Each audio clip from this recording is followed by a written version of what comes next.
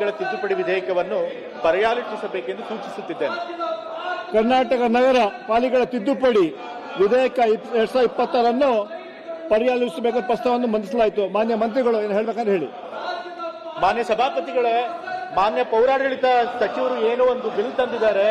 ನಗರಸಭೆ ಮತ್ತೆ ಪೌರಸಭೆಗಳ ವ್ಯಾಪ್ತಿಯಲ್ಲಿ ಖಾಸಗಿ ರಸ್ತೆಗಳು, ಅನಧಿಕೃತ ಬಡಾವಣೆಗಳ ಖಾಸಗಿ ರಸ್ತೆಗಳನ್ನ ಅದನ್ನ ಸಾರ್ವಜನಿಕ ರಸ್ತೆ ಅಂತ ಘೋಷಣೆ ಮಾಡಿ ಅದನ್ನ ಸರ್ಕಾರನೇ ಅಭಿವೃದ್ಧಿ ಮಾಡಬೇಕು ಅಂತ ಹೇಳಿ ತಿದ್ದುಪಡಿ ತಂದಿದ್ದಾರೆ. ಅದೇ ತಿದ್ದುಪಡಿಯನ್ನ ನಾವು ನಗರ ಪಾಲಿಕೆಗಳ ವ್ಯಾಪ್ತಿಗಳಲ್ಲೂ ಕೂಡ ತರ್ತಾ ಇದ್ದೀವಿ.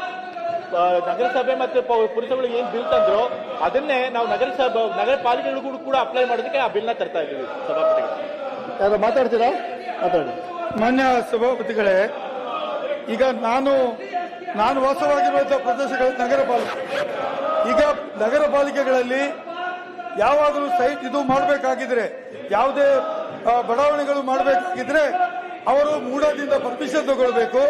ಆ ಪರ್ಮಿಷನ್ ನಗರ ಪಾಲಿಕೆ ಅಪ್ರೂವ್ ಮಾಡಬೇಕು ಮತ್ತು ನಗರ ಪಾಲಿಕೆಗೆ ಬೇಕಾಗಿರ್ತಕ್ಕಂಥ ಕಾನೂನನ್ನು ರಚನೆ ಮಾಡಿ ಯಾವ ಯಾವ ಬದ್ಧತೆ ಆಧಾರದಲ್ಲಿ ಅವರು ಮಾಡಬೇಕು ಅಂತ ನಿಯಮಾವಳಿಗಳನ್ನು ತಂದು ಕೊಡ್ತಾರೆ. ಈಗ ಅವರು ಏನ್ ಹೇಳ್ತಾರೆ, ಖಾಸಗಿ ಭೂಮಿ ಇದ್ರೆ ಅದರ ಬಗ್ಗೆ ಮಾತಾಡೋದಿಲ್ಲ, ಸರ್ಕಾರಿ ಭೂಮಿ ಇದ್ರೆ ಸರಿ ಇದೆ, ಅದು ಎಕ್ವೈರ್ ಮಾಡಲಿ, ಅಭಿವೃದ್ಧಿ ಮಾಡಲಿ, ಏನ್ ಬೇಕಾದ್ರೂ ಮಾಡಲಿ. ನನ್ನ ಪ್ರಶ್ನೆ ಇರುವುದು, ಖಾಸಗಿ ಭೂಮಿಗಳಿದ್ರೆ, ಖಾಸಗಿ ಜಾಗ ಯಾರಾದಿದ್ರೆ ಆ ಜಾಗವನ್ನ ನೀವು ಎಕ್ವೈರ್ ಮಾಡುವಾಗ ಅವರಿಗೆ ಕಾಂಪನ್ಸೇಷನ್ ಕೊಡ್ತೀರೋ ಇಲ್ವೋ? ಈ ಬಿಲ್ಲಿನ ಪ್ರಕಾರ ನಾವು ಏನೂ ಕೊಡುವುದಿಲ್ಲ, ನಾವು ಎಕ್ವೈರ್ ಮಾಡ್ತೇವೆ, ನಾವು ಅಭಿವೃದ್ಧಿ ಮಾಡ್ತೇವೆ ಅಂದ್ರೆ they are automatically going to court because their right is impeachment. Who will give you the right to take away the property? Public ಅವರ ಪ್ರಾಪರ್ಟಿಯನ್ನ ತಗೊಳ್ಳುವ ಹಕ್ಕು ನಿಮಗೆ. ಹಾಗಾಗಿ ನನ್ನ ಪ್ರಶ್ನೆ ಇದೆ, ನೀವು ದಯವಿಟ್ಟು ಈ ಬಗ್ಗೆ ಆಲೋಚನೆ ಮಾಡಬೇಕು.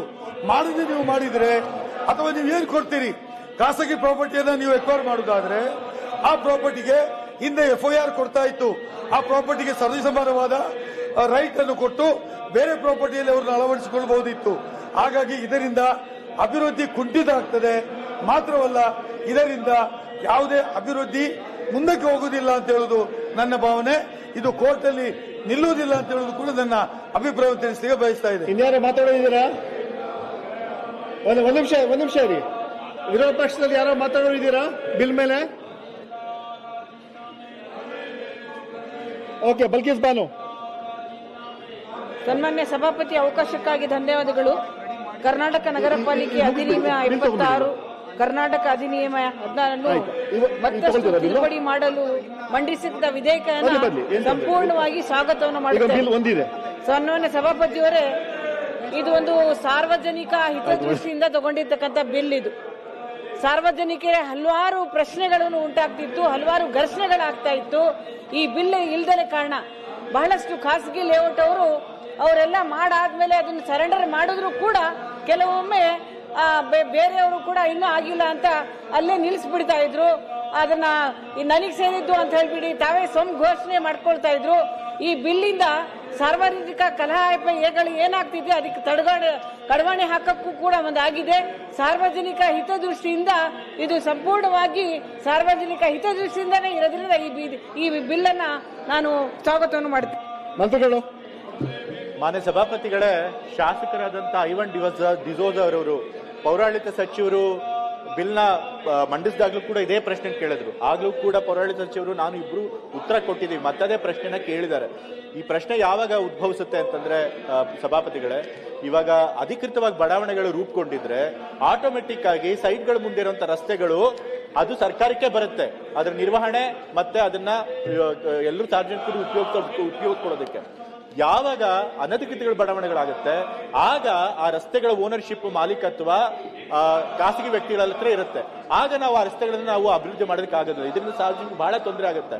ಮತ್ತೆ ಎಷ್ಟೊಂದ್ ಸರಿ ಈ ರಸ್ತೆಗಳ ಹಿಂದೆ ಸೈಟ್ಗಳಿರುತ್ತೆ, ಪಾಪ ಅವರು ಖಾತೆ ಮಾಡ್ಕೋಬೇಕು, ಪ್ಲಾನ್ ಅಪ್ರೂವಲ್ ಮಾಡಿಸ್ಕೊಳ್ಬೇಕು ಅಂದ್ರೂ ಕೂಡ ರಸ್ತೆ ಆಕ್ಸೆಸ್ ಇಲ್ಲದೆ ಇರೋದ್ರಿಂದ ಅವರ ಪ್ಲಾನ್ ಅಪ್ರೂವಲ್ ಮಾಡ್ಕೊಳಕ್ಕಾಗಲ್ಲ, ಖಾತೆ ಮಾಡ್ಕೊಳಕ್ಕಾಗಲ್ಲ. ಸೊ ಹೀಗಾಗಿ ಅನಧಿಕೃತವಾಗಿ ಬಡಾವಣೆಗಳನ್ನು ಕಟ್ಟಿ ಖಾಸಗಿ ವ್ಯಕ್ತಿಗಳ ಮಾಲೀಕತ್ವದಲ್ಲೇ ಇರುವಂತಹ ರಸ್ತೆಗಳನ್ನ ನಾವು ಸಾರ್ವಜನಿಕ ರಸ್ತೆಗಳಂತ ಘೋಷಿಸಿ ಅದಕ್ಕೆ ಅಭಿವೃದ್ಧಿ ಮಾಡಿಕೊಟ್ಟಾಗ ಎಲ್ರಿಗೂ ಅನುಕೂಲ ಆಗುತ್ತೆ, ಅವ್ರಿಗೆ ಪರಿಹಾರ ಕೊಡುವಂತ ಪ್ರಶ್ನೆ ಬರೋದಿಲ್ಲ. ಯಾಕೆಂದ್ರೆ ಅನಧಿಕೃತ ಬಡಾವಣೆಗಳು. ಹಾಗಾಗಿ ಇದಕ್ಕೆ ಬಿಲ್ ಅನ್ನ ಪಾಸ್ ಮಾಡಿಕೊಡ್ಬೇಕು ಅಂತ ಹೇಳಿ ಸದನ ಕೇಳ್ಕೊಳ್ತಾ ಇದ್ದೀನಿ. ಸಭಾಪತಿಗಳು, ಮಂತ್ರಿಗಳೇ ಕೂತ್ಕೊಳ್ಳಿ. ಮಂತ್ರಿಗಳೇ ಕೂತ್ಕೊಳ್ಳಿ. ನೋ ಬಿಲ್ ಪಾಸ್ ಮಾಡುವಾಗ ಎಲ್ಲ ಕೂತ್ಕೋಬೇಕು ನೀವು. ಯಾರು ಕೂಡ